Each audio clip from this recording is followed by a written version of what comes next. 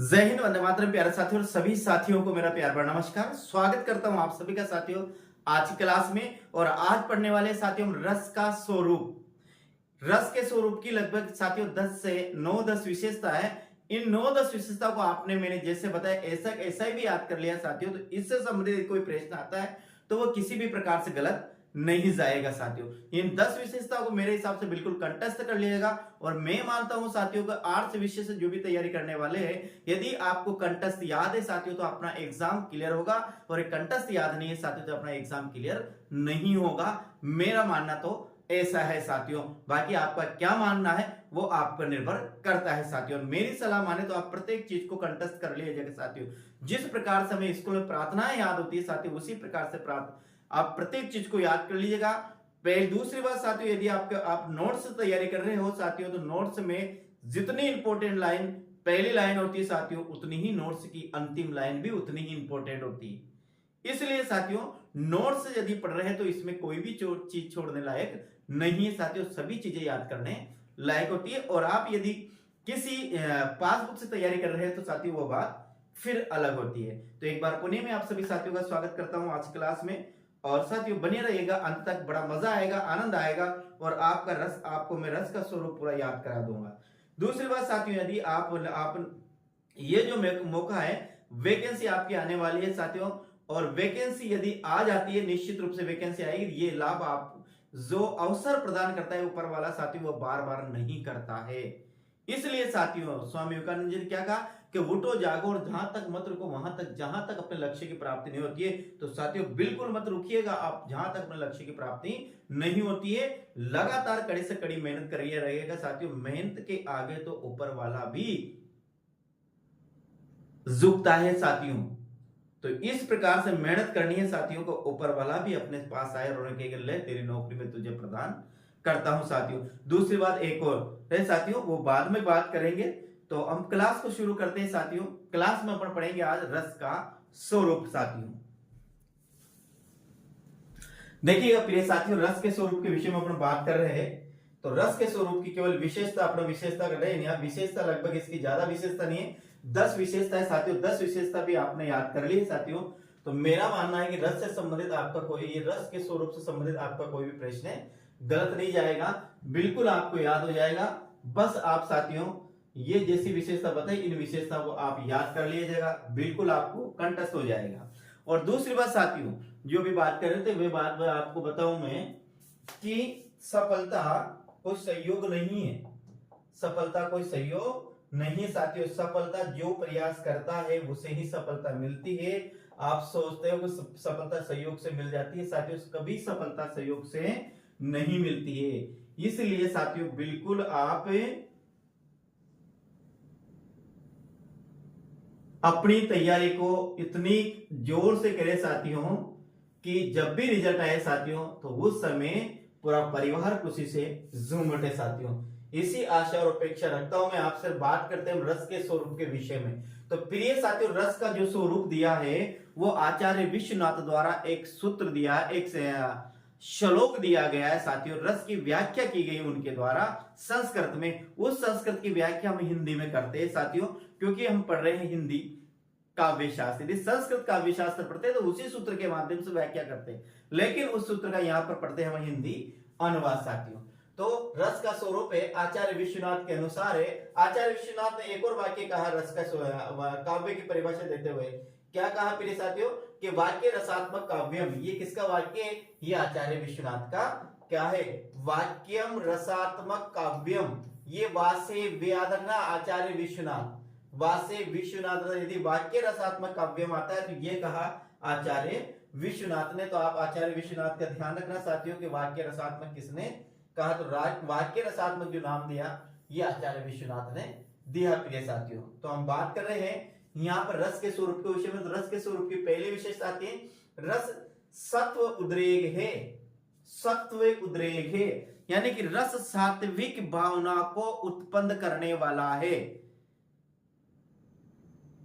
रस सात्विक भावना को उत्पन्न करने वाला है, यानी कि जब रस दशा में व्यक्ति होता है, जब रस दशा में प्राणी होता है, जब प्राणी के हृदय में अंतःकरण में जब रस उत्पन्न होता है साथियों, तो उसके हृदय में रजोगुण और तमोगुण तीनों ही गुण क्या हो जाते हैं, दोनों ही गुण क्या हो जाते हैं, समाप्त हो जाते हैं। कौन कौन से? एक तो साथियों तमोगुण और एक क्या साथियों रजोगुण, जो तीन बताया गया है। सत्वगुण, रजोगुण और तमोगुण, ये तीन बताए गए, तीन गुण बताए गए साथियों। इनमें से जब रस दशा में व्यक्ति होता है, यानी जब स्थायी भाव मनुष्य के हृदय में जागृत होते हैं, तो वहां पर साथियों तमोगुण और रजोगुण क्या हो जाते हैं, समाप्त हो जाता है। उसे कहते हैं सत्व उद्रेक है। ये क्या है? सत्व उद्रेक है, अर्थात सात्विक भावनाओं को बहुत प्रभावशाली रूप से उत्पन्न करने वाला है। तो पहली विशेषता साथियों आपको एग्जाम में ऐसे भी आ सकती है कि रस सत्व उद्रेक है या नहीं है, ये भी आ सकती है। तो आपको ध्यान रखना, रस की जो पहली विशेषता है वो क्या है, रस सत्व उद्रेक है, ये इसकी पहली विशेषता है। अब आगे देखते हैं साथियों, आगे और इसकी कौन कौन सी विशेषता है, आगे इसकी कौन कौन सी विशेषता है साथियों, देखिएगा। आगे इसकी विशेषता के बारे में बात करते हैं साथियों। तो अगली जो विशेषता आती है इसकी, वो आती है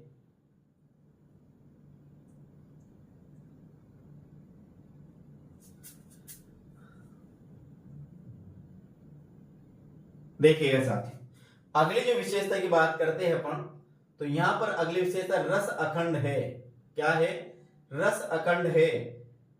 और इसकी दूसरी विशेषता की बात करते हैं, पहले है रस अखंड है, रस अन्य ज्ञान से रहित है, रस स्वयं प्रकाशनंद है, रस चिन्मय है अर्थात चेतनावस्था है, रस लौकिक चमत्कार है, अलौकिक चमत्कार है, रस ब्रह्मानंद सहोदर के समान है, रस लोकोत्तर चमत्कार प्राण है, रस वेदांत स्पर्श शून्य है, और रस आस्वाद नहीं होकर स्वयं क्या है, स्वाध्य है साथियों। तो ये क्या है, ये रस की विशेषता है, और ये 10 विशेषता अपन को याद करनी है प्रिय साथियों। पहली बात करते हैं, रस क्या अखंड है, यानी जब रस अखंड है, रस का भोग साथियों टुकड़े में नहीं किया जा सकता है। जब हम रस का भोग करते हैं साथियों, तो वो अखंड अवस्था में हमें प्राप्त होता है, यानी कि रस कभी भी टुकड़ों में प्राप्त नहीं होता है।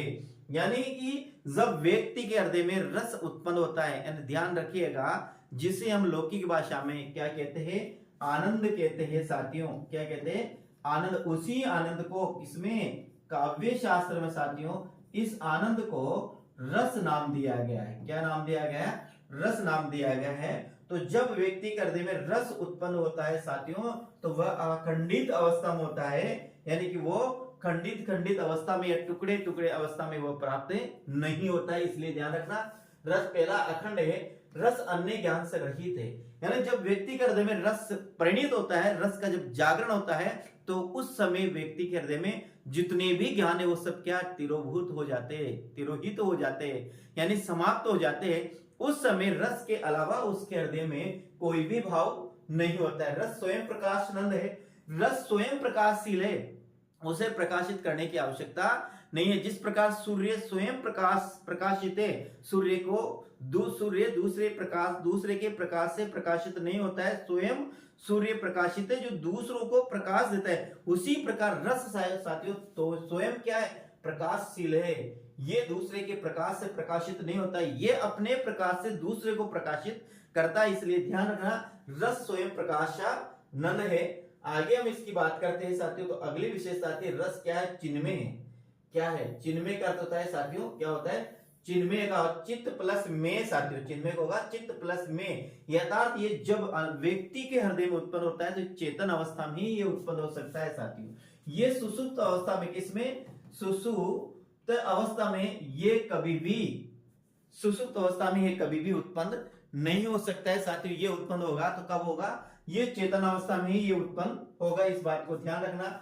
यानी कि जब व्यक्ति जब रस उत्पन्न होता है तो ये चेतन अवस्था में होता है, ये कभी भी साथियों अचेतन अवस्था में रस का उत्पन्न नहीं होता है।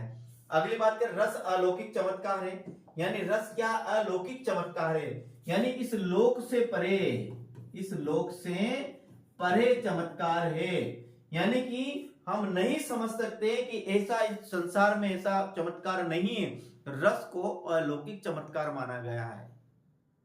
सांसार, ये सांसार का, इस संसार का चमत्कार नहीं, मतलब रस को अलौकिक स्वरूप प्रदान किया गया है। सबसे ये समझिए, किसको?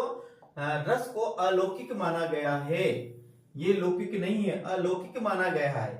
रस ब्रह्मानंद सहोदर है, यानी रस के विषय में कहा है, रस क्या ब्रह्मानंद सहोदर, ध्यान रखना, रस स्वयं ब्रह्मा ने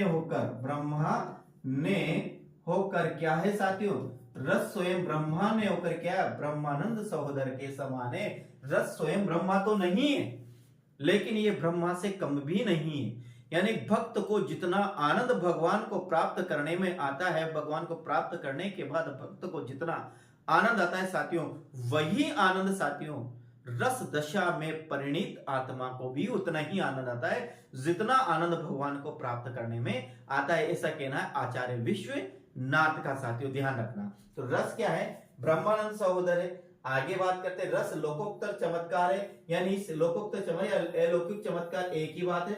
रस लोकोत्तर चमत्कार प्राण है, यानी ये रस है साथियों, इस लोक से परे है। रस वेदांतर स्पर्श शून्य है, यानी कि रस का साथियों वेद भी स्पर्श नहीं कर सकते हैं, वेदों के स्पर्श से भी परे है, वेदों के स्पर्श से भी परे है, यानी ऐसा इसके बारे में कहा गया। वेदांतर स्पर्श शून्य है, यानी वेदों से भी साथियों ये परे है, वेदों से भी ये बड़े हैं, यानी वेद भी इसका स्पर्श नहीं कर सकते हैं साथियों, किसका, रस का। और रस क्या है, रस आस्वाद्य नहीं होकर स्वयं क्या है, रस आस्वाद्य नहीं होकर स्वयं क्या है, आस्वाद है।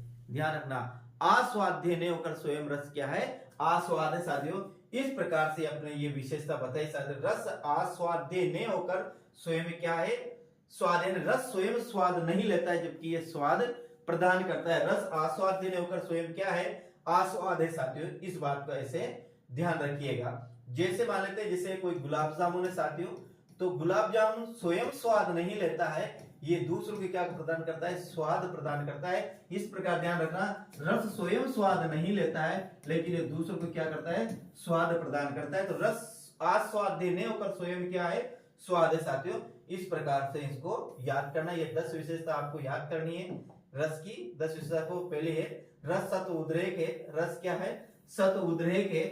दूसरे है रस क्या है, सत उद्रेक है। दूसरी है रस अखंड अर्थात टुकड़े नहीं किए जा सकते, रस अन्य ज्ञान से रहित है।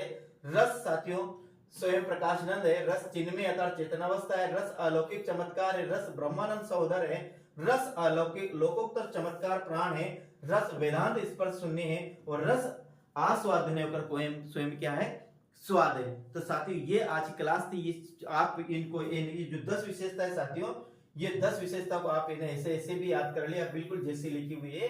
तो साथियों रस के स्वरूप से संबंध में यदि कोई प्रश्न आता है तो आपका यह प्रश्न बिल्कुल राइट जाएगा साथियों, ये इसमें गलत जाने की कोई संभावना नहीं। रस के स्वरूप में ये भी आपने याद कर लिया, ऐसा का ऐसा ही भी, तो बिल्कुल आपका प्रश्न सही जाएगा। रस के स्वरूप का बिल्कुल आप ये जो 10 विशेषता है, 10 ही विशेषता आप याद कर लीजिएगा साथियों, बिल्कुल आपके एग्जाम में आने लायक विशेषता है। तो उम्मीद करते क्योंकि आपके टॉपिक में भी रस के रस एवं रस का अवयव, रस का स्वरूप साथियों, ये आपके सिलेबस में रस का स्वरूप दे रखा है। यही लाइन देखिए, रस के भेद या रस का स्वरूप साथियों। तो ये रस का स्वरूप है जो आचार्य विश्वनाथ द्वारा दिया गया है। रस की व्याख्या है साथियों जो आचार्य विश्वनाथ द्वारा दी गई है। तो ये साथियों मैं उम्मीद करता हूं कि इनको आप याद करेंगे। और क्लास कैसी लगी साथियों मुझे कमेंट के माध्यम जरूर पता कर जाएगा साथियों। आशा करता हूं कि आपको अच्छी ही लगी होगी साथियों। तो प्रिय साथियों मिलते हैं हम अगली क्लास में वापस इसी जोश के साथ, इसी उमंग के साथ कि हम आगे बढ़ते जाएंगे, नहीं रुकेंगे जहां तक लक्ष्य की प्राप्ति नहीं होती है साथियों। तो जय हिंद साथियों, मिलते हैं कल अगले वीडियो में। राम राम साथियों।